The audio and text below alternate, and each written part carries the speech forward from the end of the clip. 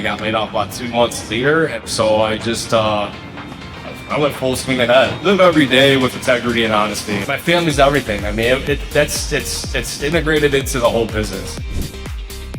Because you're only as good as your last job, and so that's the integrity and honesty. Welcome to the Ill Noise Business Playbook. We sit down with people building real impact in their communities and unpack the vision behind their work.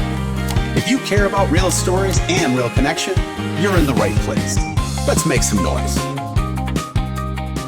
The Ill Noise Business Playbook. I am Joe, the host of the show. we're here at the Rockin' Rotary Rib Fest. This episode is going to be brought to you by LeCarrier Associates and Modern Builder Designs. Modern Builders Design. I'm Justin Hamilton, and I'm the owner of the company.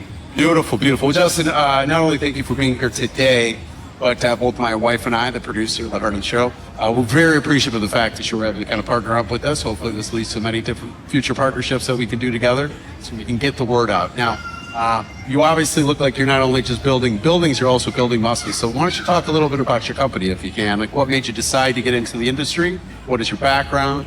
And tell us all the wonderful stuff that happens in Modern Builder Designs. Yeah, so the company started about 6 years ago. Actually, matter of fact, it was October of 2020.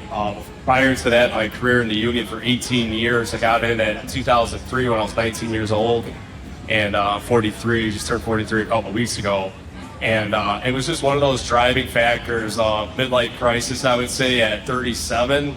You know, one of the driving factors ultimately was, we work about 9-10 months on bridges, oil refineries, chemical plants, water towers. I was an industrial bridge coder that was my job, my function.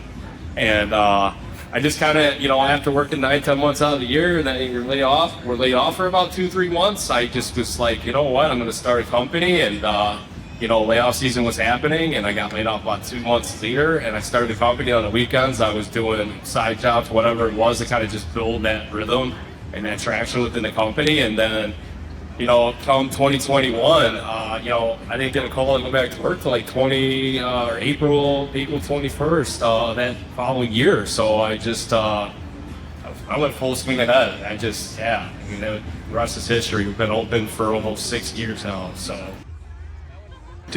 I got 4 guys, installers for concrete coatings. We do 2-car garages, commercial spaces, fire departments, municipalities, and school districts, stuff like that. And then I have 3 carpenters that do drywall, tile work, framing, do basements, bathrooms, and kitchens. So I have a separate crew, division of guys that do that specifically. And then I got a separate crew of guys, 4 guys, including myself, that go and do installs as well. What are you seeing right now? You went from being somebody that was doing contractual work, and you were obviously answering to somebody else, right?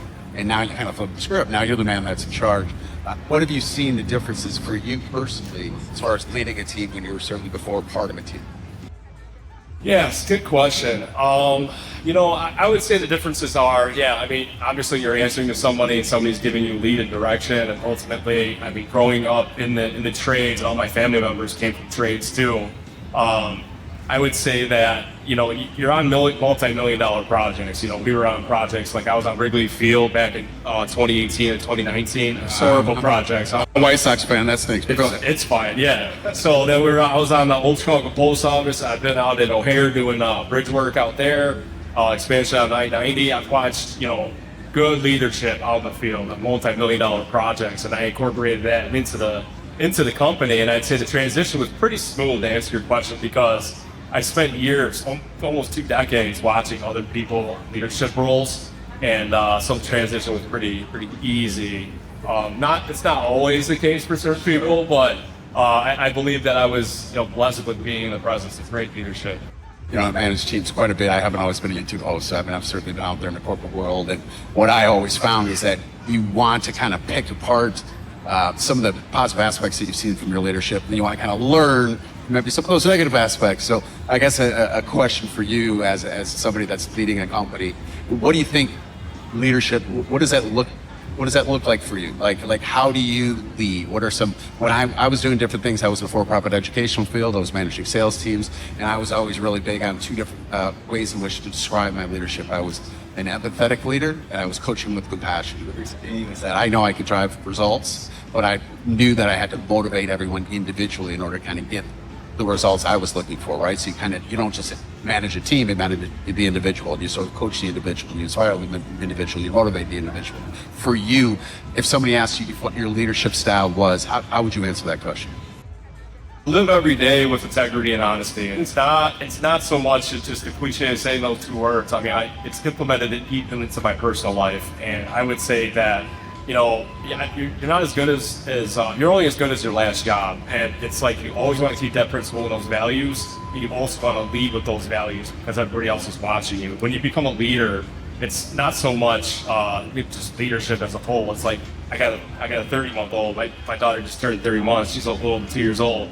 There's eyes watching you. There's people that are younger, that are apprentices, that are watching how you're leading a project, or you're setting the tone for what expectations are, and you want to make sure that those are met, obviously, because that's the brand of the company. So, I see, out here in the audience, we could see your wife, your child, and stuff like that. You came up here, proud man. Sit down. We're going to talk a little bit about what you're doing prior to getting here. But how have they played a role in you being who you are in the role that you have within your company?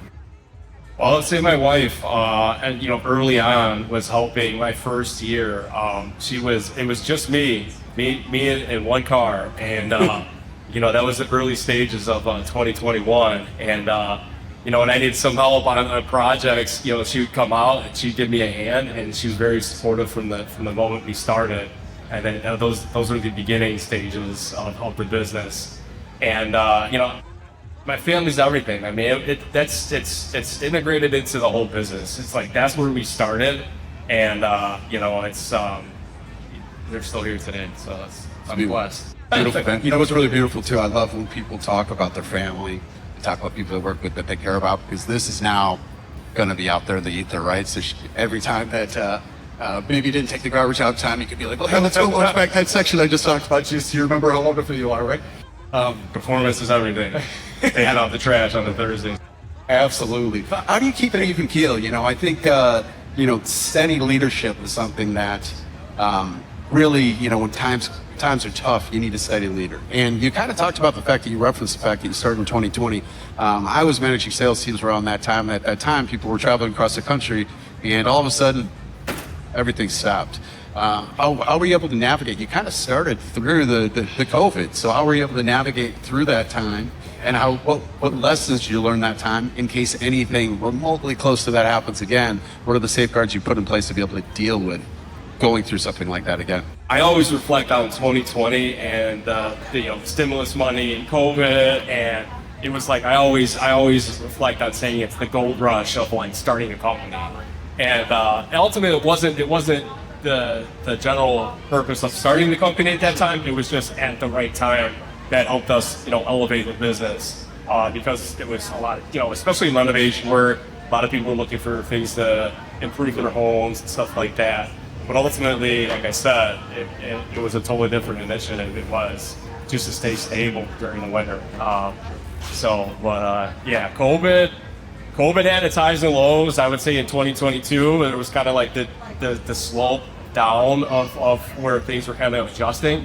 So to answer your question fully after what I just said is like managing, finances and projects, ultimately I think is the best effective way for success with the business, because it's just, it can bring you to your days. When I was growing up, I had aspirations to be a Major League Baseball player, right? And when I was 17 years old, I ended up getting an accident. I had my right hip replaced, so those days sort of went bye-bye. However, I continued to fight through and continue to play back in school, and then more importantly, got to play semi-pro baseball because I knew that it was something I had a desire to have. And I kind of, what you do and what you're actually talking about, I'm not sitting here trying to brag about myself, what you're actually talking about is learning how to deal with circumstances regardless and keeping your eyes on the prize, right? If you want to be successful, you learn the process, and then you apply, right? And that's what you're able to do. And to be honest, Justin, if you're able to navigate through COVID, I think you're going to be able to navigate through everything that you possibly can, you know. I think it was a survival thing. It's the instincts of, working 9-10 months out of the year for the last 18 years of my life, and then being laid off for about 2-3 months. You really have to buckle down and manage your money properly, just to get through those winters, because those are tough times, right? And that was ultimately to provide stability, was just kind of start the company and just kind of ride the way through the winter, and then in the spring get back out of the projects. But that's ultimately, that's what's kept me going, COVID or non-COVID, is just having that mindset and not wandering away from that's kind of it's been survival and stability from the moment we started this company, and it's grown dramatically based on our experience. How important is networking to you? How is that something that's viable? Is that something that's helped your business? Is that something that you realize I need to continue to get out there so people can be able? Yes, totally. So I would say that was a big turning point around 22, 23. When you start a company, everybody wants to support you, family and friends, and we kind of rode that wave for a while. But ultimately, it's what's the next step? And ultimately, I was a leader out in the field when I was working in the industrial trade in the union. So I knew how to run jobs, run crew of guys and stuff like that. But the one thing I didn't know about was marketing and managing and advertising. So it was one of the loopholes, and backlog of office work is pretty intense too. But I would say that was one of the things that I just had to learn on the fly. It was one of those things you're just out in the field, they put you in a different position. It's I gotta adapt, and I gotta achieve and overcome. And it was one of the things you just got to do research on. And so that was a big pivoting moment for the company, where it was you know what, we need to start building a website, we need to start doing SEO, we need to start getting out in the community. And that's especially this event right here, like I talked to you prior to this, it's I've been playing softball over at Sunset Park for probably 10 years of my life. We're gonna cover that more in a little bit here. So, but getting engaged in the community, we're already out here. We know people, we do work in these areas. We live in Foxford Grove, so we're real local to the area. And so it's just one of those things where it's you know what, we just want to keep pushing the initiative in the company and, get our name out there. That's great.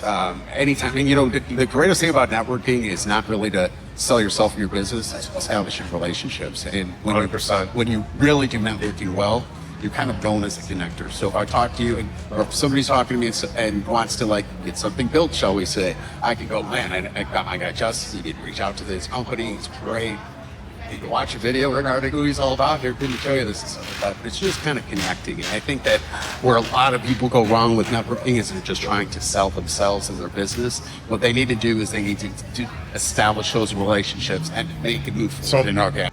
Totally agree. I could reflect on that by saying that I would say maybe 20% of our business is referred income from past customers. Love it. It's very successful. When you want to build relationships, I have customers that come back to us about 2-3 times for other projects a year after we've already finished one. I got many stories in regards to that. So ultimately, it's I do have a strong found belief in building relationships. Not only with other, contractors, we have a lot of relationships we build with other contractors and other service providers, but another portion of that is just building a relationship with your customers, because they're as good as you're only as good as your last job, and so that's the integrity and honesty speaking through there too as well. So yeah, it's such a great. Everybody looks to spend money on marketing, and what I always tell people is if you really do it right, you're going to get referrals, and referrals don't cost anything. So if you do the job, let's be honest. If you do the job right, they're probably going to tell 10 people. If you do the job wrong, they're going to tell hundreds. And zero marketing. Yes, but zero marketing. All right, Justin. Now, as you when you look at your business, I know what you're most proud of. They're out in the audience right here, so I know what that is. But as far as your company is concerned, what are you most proud of regarding what you're doing with vulnerability stacks? I'm kind of gonna reflect and circle back on something that I already just said. But like I said, I started this company just to take you through the winter of 2020. That was it. I was supposed to be back on a bridge somewhere, sandblasting and doing epoxy coatings, because that's what I did for 18 years. And that's what I was conditioned to doing. That was my career. And here we are.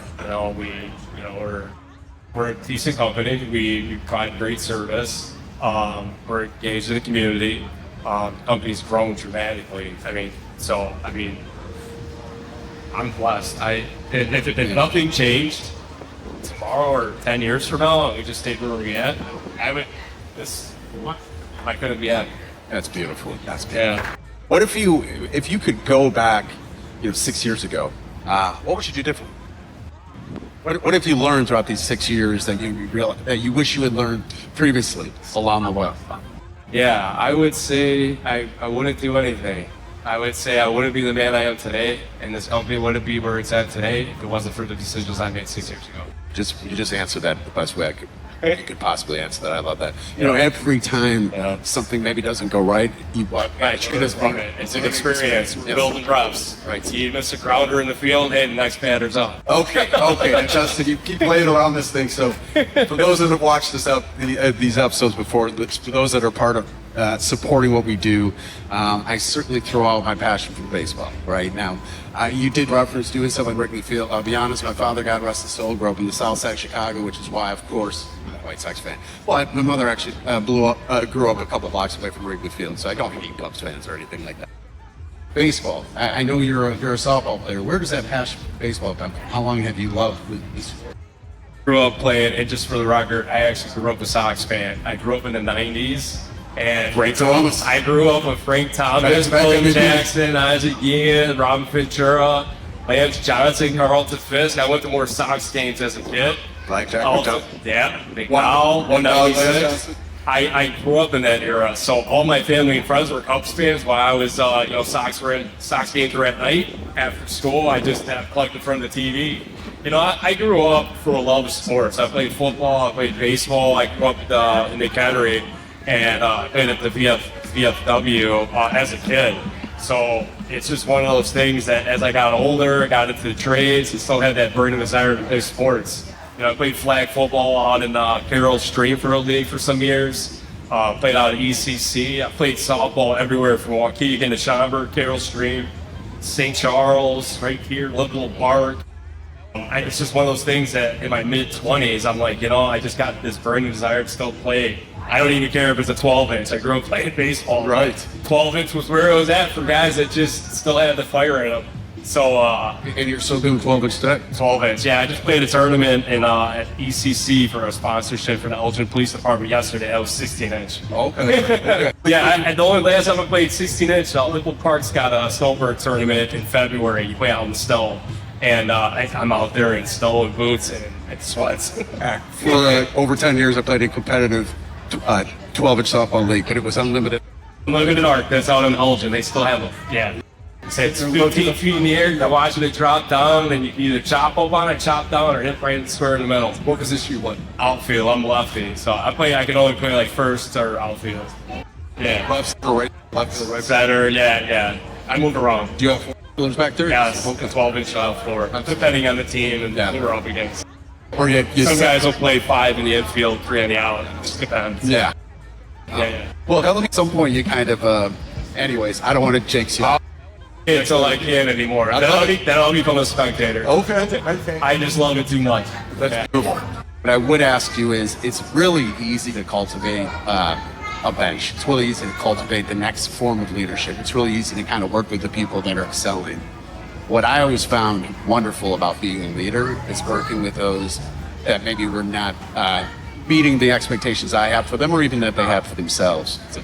What do you do when you have somebody that maybe is struggling a little bit? Maybe when you have somebody that's maybe not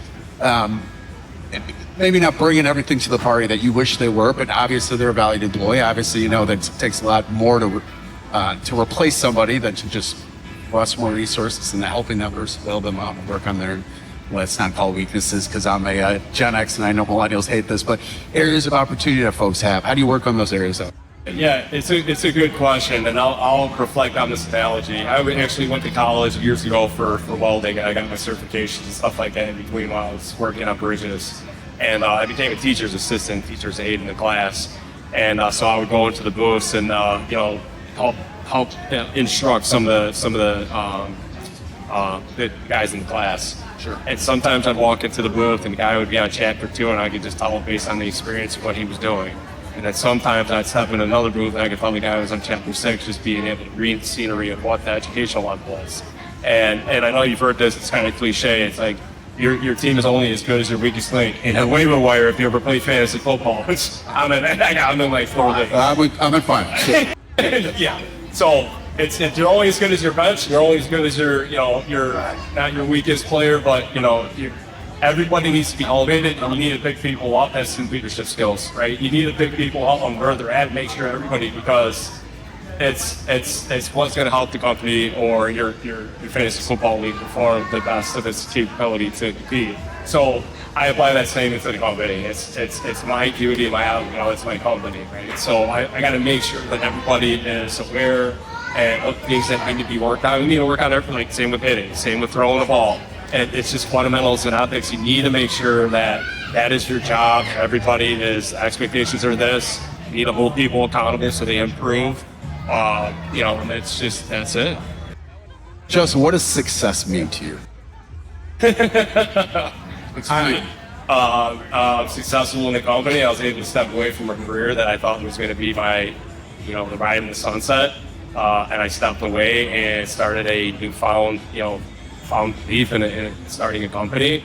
And today I'm successful. My family over there reminds me of that every day. It's kind of fun. Yeah. It's real beautiful. Yeah. What if you were? Funny. No, it should never be.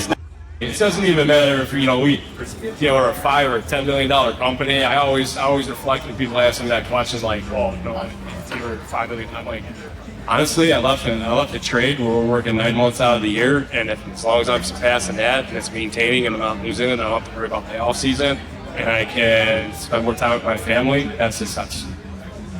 There's a better response. That's beautiful. That's beautiful. Can you talk about a time, a situation that you didn't think you'd be able to accomplish a goal, and you fought through it, and you realized that your perseverance. It's just tenacity. It's huge. Give me an example of a time. We did a project about 2 years ago for YB. The 2 weeks prior to that, I did a big investment in the company. I bought a 16-foot box truck with lift gate, bought a 1,000-pound concrete grinder. We leveled up, and it was a huge investment for the business. And we took the grinder out on 2 projects prior to that, some garage work, and then we started that project. And the day of that project, I started grinding on the floor and then in the fire department. And the machine had a technical difficulty. And I'm telling you, this was a huge investment for the company, huge. And the machine broke down, and I just recently bought it.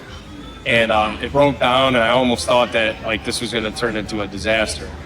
And perseverance and tenacity, I got on the phone, I called the tech. I actually had a hot wire over $20,000 piece of equipment on the job that I just recently bought to make sure that we could finish that job. We finished that job in 3 days on time and delivered. I can tell you another one. We did a project for Boeing last year, 7,200 square feet out of Libertyville, white epoxy floor. And it was on my birthday. Yes, I work on my birthday weekends, whatever it takes to make a company push forward. Sure. The day we were going to go install the coating, I actually got the wrong coating from the distributor. It was supposed to be an all-white solid floor per spec by Boeing, and they gave us gray. And I had 6 guys on the job, and I needed to have it swapped out. So I had to swap it out on the fly and then mix almost 200 gallons, with the tin, because I had a custom tin and post that needed pre-tinted epoxy. And it was definitely one of those moments that really tests your patience and ability to lead when you have a lot of problems going on. Guys sitting down, wrong material, machines breaking down, and it feels like it happens all the time. This is all about how you manage that effectively. Hello to my young man. I've got a couple of years on you. I think you figure it all out. So thank you so much for spending some time with us today. I think if somebody wants...